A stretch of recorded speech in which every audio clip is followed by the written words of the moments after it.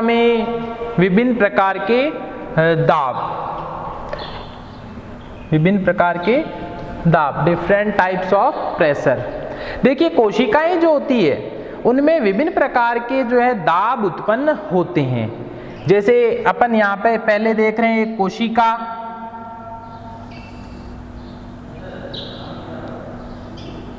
इस कोशिका के अंदर ये तो है कोशिका भित्ति,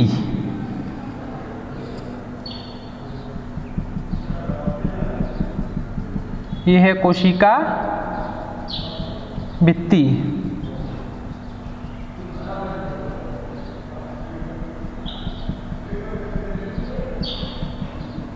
और कोशिका भित्ति के अंदर ये होती है कोशिका झिल्ली।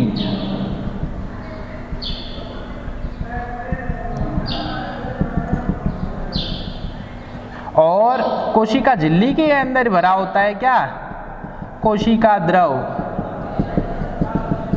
अब देखिए यहां पर कौन कौन से दाब उत्पन्न हो रहे हैं। सबसे पहले अपन बात करते हैं भित्ति दाब या इसे वॉल प्रेशर भी कहा जाता है। इसे WP के द्वारा दर्शाया जाता है, भित्ति दाब या वॉल प्रेशर। देखिए होता क्या है भित्ति दाब कि जो कोशिका की भित्ति होती है ये क्या करती है, एक दाब लगाती है। कहां पर, जीव द्रव्य के ऊपर। और यह दाब जो होता है हमेशा बाहर से अंदर की ओर होता है। और यह दाब कोशिका भित्ति के द्वारा उत्पन्न करवाया जाता है। और इस दाब को क्या कहा जाता है, भित्ति दाब या इसे वॉल प्रेशर कहा जाता है। कोई भी पादप कोशिका की कोशिका भित्ति बाहर से अंदर की ओर एक दाब उत्पन्न करती है जिसे भित्ति दाब कहा जाता है। भित्ति दाब कोशिका की भित्ति के द्वारा उत्पन्न होता है। भित्ति दाब के कारण से ही कोशिकाएं फटने से बचती है। अर्थात यह दाब कोशिका के आकार को बनाए रखता है। अर्थात यह दाब क्या करता है, कोशिका के आकार को बनाए रखता है। तो इस दाब को क्या कहा गया है, भित्ति दाब, जो कोशिका की भित्ति के द्वारा जो है उत्पन्न किया जाता है इस भित्ति के माध्यम से, इस भित्ति के माध्यम से। तो इस दाब को क्या कहा जाता है, भित्ति दाब। सेकंड है इसके अंदर स्फीति दाब। स्फीति दाब इसे टारगेट प्रेशर कहा जाता है या टारगेट प्रेशर कहा जाता है। इसे टीपी के माध्यम से दर्शाया जाता है। स्फीति दाब क्या होता है कि कोशिका के अंदर जो ये कोशिका द्रव है इसके अणु क्या करते हैं, बाहर की ओर कोशिका की भित्ति पर क्या करते हैं, एक दाब लगाते हैं। कोशिका द्रव के अणु क्या करते हैं, कोशिका की भित्ति के ऊपर एक दाब लगाते हैं और इस दाब को क्या कहा जाता है, स्फीति दाब कहा जाता है। स्फीति दाब जो होता है ये हमेशा अंदर से बाहर की ओर अर्थात कोशिका द्रव से कोशिका भित्ति की ओर जो है लगाया जाता है। स्फीति दाब के कारण से ही कोशिका का आकार जो होता है ये फैला हुआ रहता है, ठीक है। और कोशिका जो है ये स्फीत अवस्था में बनी रहती है। जिस कोशिका के अंदर स्फीति दाब का मान अधिकतम होगा वह कोशिका अपने अधिकतम आकार यानी पूर्ण स्फीत अवस्था में होगी। जिस समय स्फीति दाब का मान घट जाता है इस समय कोशिका का आकार भी जो होता है वो घट जाता है, अर्थात यह कुंचित हो जाती है। तो पूर्ण स्फीत कोशिका के अंदर स्फीत दाब का मान सर्वाधिक होता है और पूर्ण स्लथ कोशिका के अंदर स्फीत दाब का मान जो होता है ये न्यूनतम होता है। तो इस आधार पर स्फीति दाब को समझाया जाता है। थर्ड इसके अंदर आता है परासरण दाब। परासरण दाब या इसे ऑस्मोटिक प्रेशर कहा जाता है या इसे ओपी द्वारा भी दर्शाया जाता है। परासरण दाब या ऑस्मोटिक प्रेशर। परासरण दाब क्या होता है कि देखिए, परासरण दाब के अंदर परासरण दाब वह दाब होता है जो शुद्ध जल के अणुओं को अर्ध पारगम्य झिल्ली के दूसरी ओर विद्यमान विलयन में प्रवेश करने से रोकने के लिए जो है आवश्यक होता है। दोबारा सुन लीजिए, परासरण दाब वह दाब होता है जो शुद्ध जल के अणुओं को अर्ध पारगम्य झिल्ली के दूसरी ओर विद्यमान विलयन में प्रवेश करने से रोकने के लिए आवश्यक होता है। अर्थात इसे ऐसे भी समझ सकते हो कि मान लीजिए जल के अणु इस ओर उपस्थित हैं, ठीक है, और ये जल के अणु क्या है, इस कोशिका के अंदर प्रवेश कर रहे हैं। अब यहां पर जो ये कोशिका झिल्ली है ये अर्ध पारगम्य झिल्ली का कार्य कर रही है।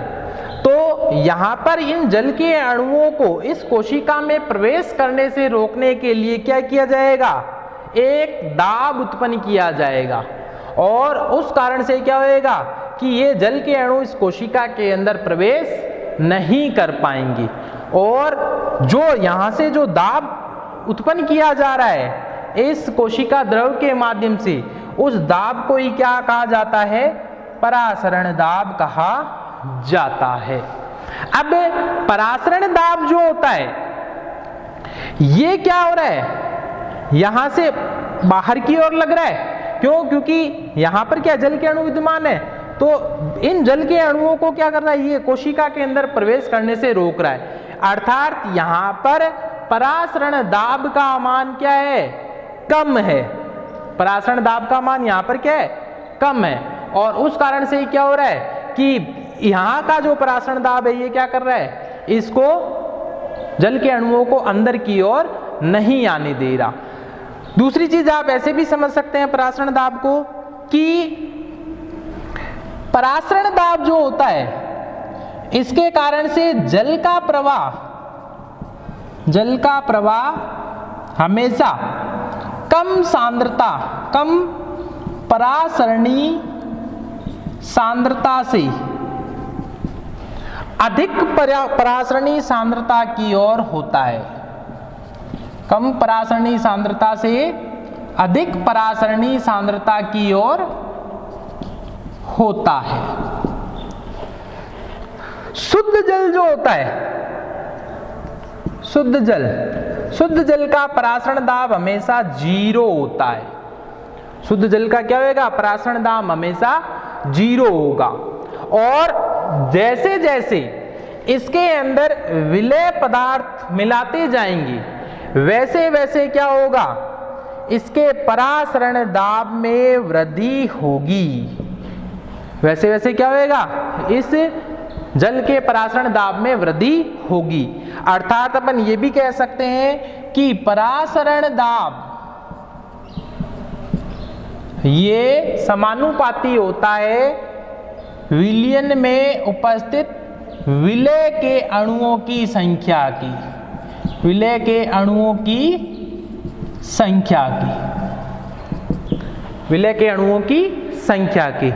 विलय के अणुओं का क्या मतलब है, विलय के अणुओं का मतलब है कि कोई भी जो विलयन है उसका परासरण दाब क्या है, मान लीजिए 0 है और जैसे जैसे उसमें क्या किया गया, विलय अणु मिलाए गए, जैसे जैसे इसमें क्या किया गया, विलय अणु मिलाए गए, तो इस विलयन के परासरण दाब में क्या होती चली जाएगी, वृद्धि होती चली जाएगी, और उस कारण से क्या होगा, परासरण दाब का मान भी जो है वो अधिकतम हो जाएगा।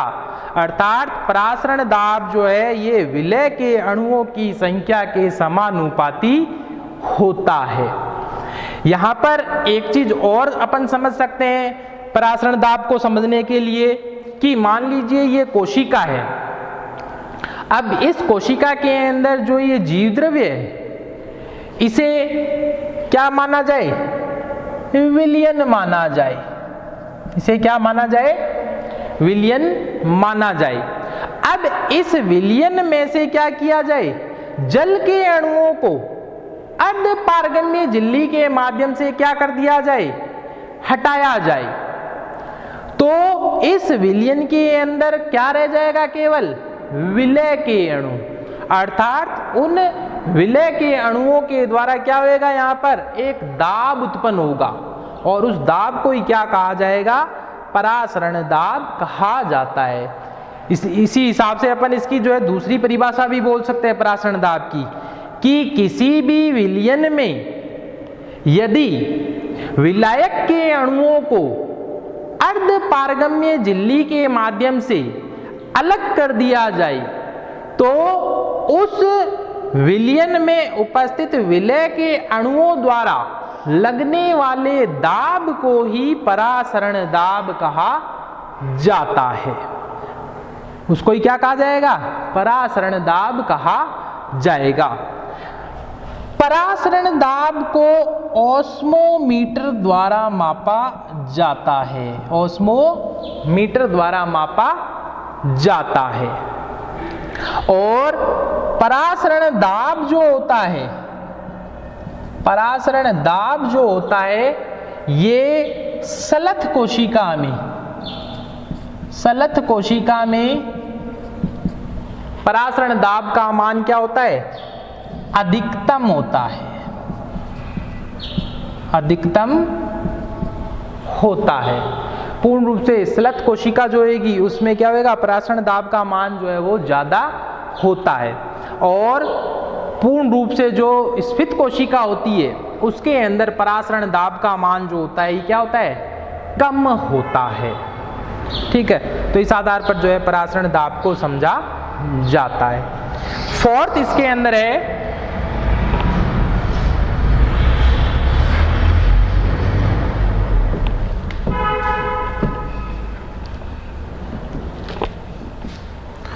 इसके अंदर है विसरण दाब न्यूनता। विसरण दाब न्यूनता, इसे डीपीडी कहा जाता है। विसरण दाब न्यूनता को जो है डिफ्यूज प्रेशर डेफिशिएंट या डीपीडी कहा जाता है। डिफ्यूज प्रेशर डेफिशिएंट या विसरण दाब न्यूनता, ये क्या होती है, तो देखिए कोई भी जो विलयन होता है, इस विलयन के अंदर क्या है, एक तो विलायक और दूसरा है विलय। विलायक होता है और विलय होता है। जो विलायक होता है, अपन ने इसमें बोला है प्रकृति के अंदर सार्वत्रिक विलायक के रूप में क्या है, जल है। अब जल जो होता है इसका विसरण दाब क्या होता है, इसका विसरण दाब क्या होता है, शुद्ध जल का विसरण दाब अगर बोला जाए तो ये क्या होता है, अधिकतम होता है। क्यों, क्योंकि इसके अंदर केवल क्या है, शुद्ध जल के अणु ही है या केवल जल के अणु है, तो जल का विसरण दाब क्या है, वो अधिकतम है। जैसे जैसे क्या किया जाएगा, विलायक के अंदर विलय पदार्थ मिलाया जाएगा, तो वैसे वैसे क्या होगा कि इस जल का विसरण दाब जो है ये घटता चला जाएगा। इस जल का क्या होगा, विसरण दाब जो है घटता चला जाएगा, और दाब के मान में आने वाली यही घटने वाली प्रवृत्ति या यही कमी क्या कहलाती है, विसरण दाब न्यूनता कहलाती है। अर्थात अपन इसको सीधी परिभाषा के रूप में अगर बोले तो ये कह सकते हैं कि जल के अणुओं का विसरण दाब तथा किसी अन्य विलयन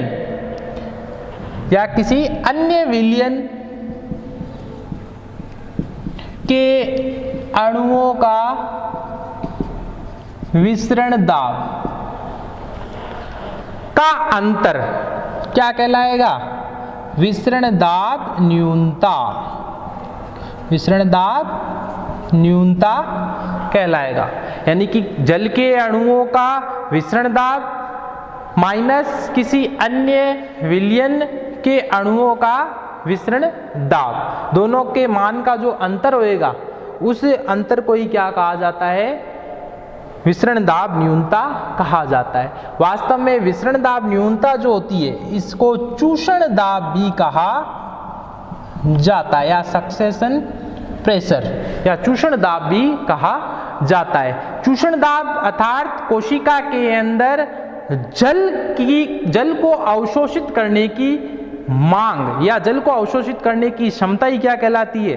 उस कोशिका की विसरण दाब न्यूनता या उस कोशिका का चूषण दाब, तो इसे जो है डीपीडी कहा जाता है। तो इस आधार पर जो है विसरण दाब न्यूनता को निकाला जाता है।